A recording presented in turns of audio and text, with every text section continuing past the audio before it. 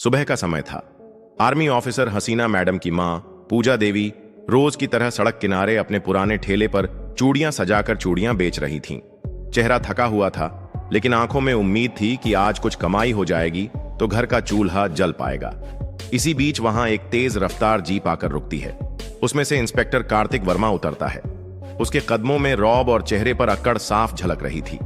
वह ठेले के पास जाकर ऊंची आवाज में बोला, ए बुढ़िया, किसकी इजाजत लेकर यहां ठेला लगाया है?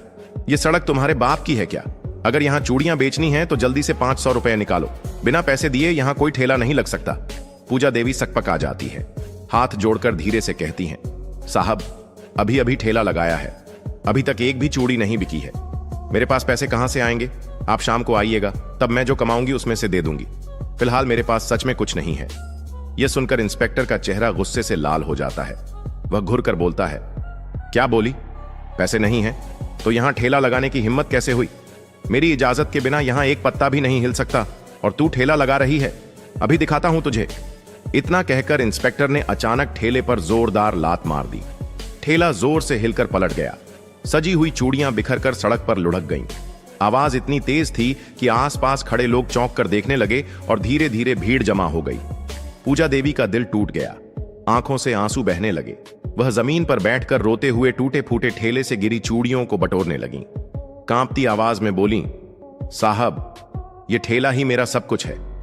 अगर चूड़ियां नहीं बेचूंगी तो घर कैसे चलेगा? कृपया ऐसा मत कीजिए, मेरा घर उजड़ जाएगा। मैं शाम तक पैसे दे दूंगी, लेकिन अभी मुझे माफ कर दीजिए। लेकिन इंस्पेक्टर के दिल में जरा भी रहम नहीं था। उसकी आंखों में सत्ता और ताकत का नशा था।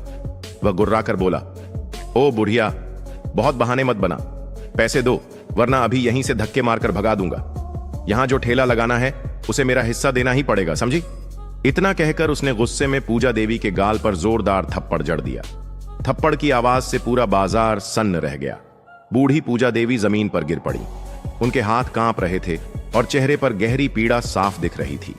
वह फिर भी हिम्मत जुटाकर सड़क पर बिखरी चूड़ियां उठाने लगीं। आसपास खड़े लोग तमाशा देख रहे थे। कोई भी आगे बढ़कर उनका साथ देने की हिम्मत नहीं कर रहा था। सबको डर था कि अगर इंस्पेक्टर के खिलाफ कुछ बोला तो कहीं खुद पर ही मुसीबत ना आ जाए। लेकिन इस भीड़ में एक नौजवान लड़का था। वह चुपचाप पूरी घटना अपने मोबाइल पर रिकॉर्ड कर रहा था। उसकी आंखों में गुस्सा था, पर वह जानता था कि अकेले इंस्पेक्टर से भिड़ना मुश्किल है। इसलिए उसने सबूत जुटाने का फैसला किया।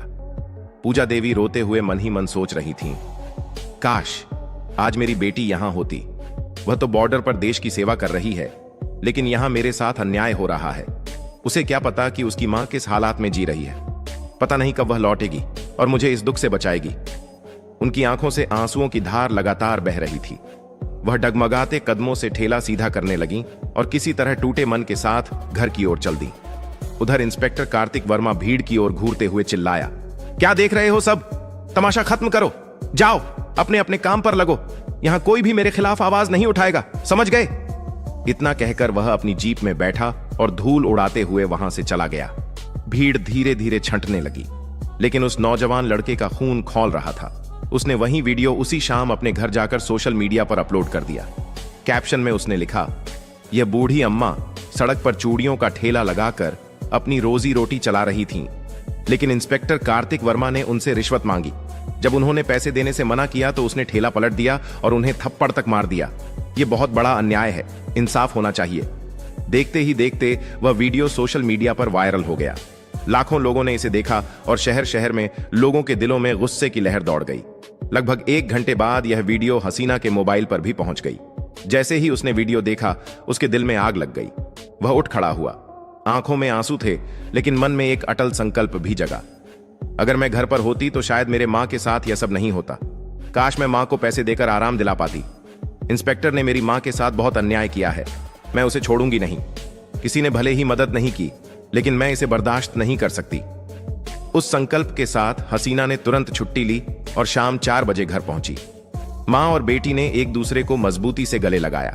पूजा देवी की आंखों से आंसू बह रहे थे। हसीना ने अपनी मां को सहलाते हुए कहा, मां, आपके साथ जो हुआ वह बहुत गलत है। इसी वजह से मैं घर आई हूं। अब आपको डरने या चिंता करने की जरूरत नहीं है। मैं इंस्पेक्टर को सबक सिखाऊंगी। जो भी उसने आपके साथ किया है उसका बदला मैं कानून के अनुसार लूंगी। वह कानून के खिलाफ काम कर चुका है। मैं उसे सस्पेंड करवाऊंगी और न्याय दिलाऊंगी। आप बस आराम कीजिए, कल सुबह मैं थाने जाकर रिपोर्ट दर्ज कराऊंगी। अगली सुबह हसीना गुलाबी साड़ी पहनकर अपनी मां को आश्वस्त करते हुए थाने निकली। बाजार की ओर बढ़ते ही उसकी नजर सड़क के दूसरे साइड पड़े पानीपुरी के ठेले पर पड़ी। वह देखती है कि इंस्पेक्टर वहीं किसी ठेले वाले से रिश्वत मांग रहा है। हसीना के मन में गुस्सा दौड़ गया, लेकिन वह कानून की मर्यादा और अपने पद की जिम्मेदारी को याद करती है, इसलिए उसने गुस्से को काबू में रखते हुए थाने की ओर बढ़ी। थाने में एसएचओ दिलीप सिंह बैठे थे। हसीना ने बिना समय गंवाए अपनी सरकारी आईडी कार्ड उनके हाथों में थमा दिया और कहा, मैं आर्मी ऑफिसर हसीना हूं। मैं यहां इंस्पेक्टर कार्तिक वर्मा के खिलाफ रिपोर्ट दर्ज कराने आई हूं। कल सुबह मेरी मां के साथ उसने सड़क पर बर्बरता की। उन्होंने मेरी मां को थप्पड़ मारा, रिश्वत मांगी और ठेले को गिरा दिया। लोगों के सामने मेरी मां को बेइज्जत किया। यह सब कानून के खिलाफ है और मैं रिपोर्ट दर्ज कराने आई हूं। कृपया तुरंत कार्रवाई करें। दिलीप सिंह ने कहा, आप जो कह रही हैं वह सही है या गलत? रिपोर्ट दर्ज करने के लिए हमें सबूत चाहिए और आप गवाह भी दें। हसीना ने तुरंत मोबाइल निकाला और वीडियो दिलीप सिंह को दिखाया। वीडियो देखते ही एसएचओ ने समझ लिया कि इंस्पेक्टर ने वास्तव में अपराध किया है।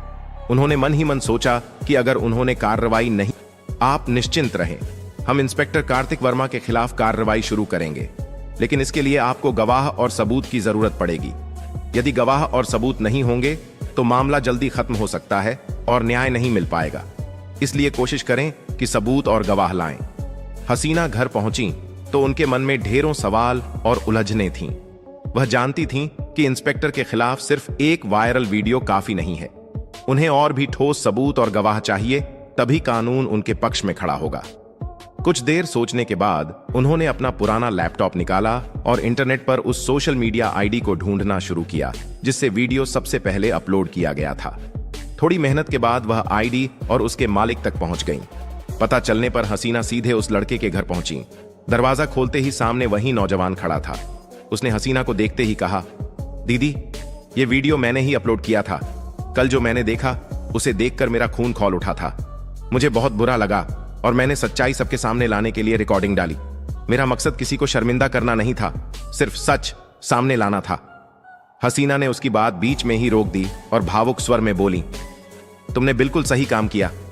अगर यह वीडियो वायरल ना होता तो मुझे शायद यह सब कभी पता ही नहीं चलता। लेकिन मुझे अब तुम्हारी मदद की और भी ज्यादा जरूरत है। क्या तुम मेरे लिए गवाह बनोगे? और कृपया वह असली रिकॉर्डिंग मुझे दे दो। मुझे यह सबूत चाहिए ताकि उस इंस्पेक्टर को उसके किए की सजा दिला सकूं। लड़का बिना झिझके तैयार हो गया। उसने गंभीर आवाज में कहा, ठीक है दीदी, मैं तैयार हूं। आप बताइए मुझे क्या करना होगा। हसीना ने उसे अपने साथ लिया और दोनों बाजार की ओर निकल पड़े। बाजार पहुंचते ही उन्होंने देखा कि इंस्पेक्टर कार्तिक वर्मा इस बार एक माला बेचने वाले दुकानदार से खुलेआम रिश्वत मांग रहा था। हसीना ने लड़के की ओर देखा और धीमे स्वर में बोली, यही सही मौका है, हमें फिर से सबूत इकट्ठा करने होंगे। लड़के ने सिर हिलाया और चुपके से अपने मोबाइल में इंस्पेक्टर की करतूत रिकॉर्ड करने लगा। कुछ देर तक दोनों वहीं खड़े रहे और पूरा दृश्य कैद करते रहे। कार्तिक वर्मा को जरा भी अंदाजा नहीं था कि उसके खिलाफ सबूत जुटाए जा रहे हैं। वह अपने रौब में मस्त था और यही उसकी सबसे बड़ी गलती थी। रिकॉर्डिंग पूरी होते ही हसीना और लड़का चुपचाप वहां से निकल गए। अब उनके पास दो ठोस सबूत थे, पहली वायरल हुई रिकॉर्डिंग और दूसरी ताजा वीडियो। हसीना जानती थीं कि यह दिन इंस्पेक्टर की जिंदगी का सबसे बड़ा मोड़ साबित होने वाला है। दोनों सीधा थाने पहुंचे और एसएचओ दिलीप सिंह को मोबाइल में सबूत दिखाए। लड़के ने भी गवाही देने की हामी भर दी। दिलीप सिंह ने गंभीर होकर कहा, अब आपको किसी तरह की चिंता करने की जरूरत नहीं है। सबूत और गवाह दोनों हमारे पास हैं। मैं यह पूरा मामला तुरंत एसपी साहब तक पहुंचाता हूं। उन्होंने तुरंत सारी रिकॉर्डिंग कॉपी करवाई और एक रिपोर्ट तैयार करके ऊपरी अधिकारियों को भेज दी। कुछ देर बाद जब एसपी ने वीडियो देखा तो उनका चेहरा गुस्से से लाल हो गया।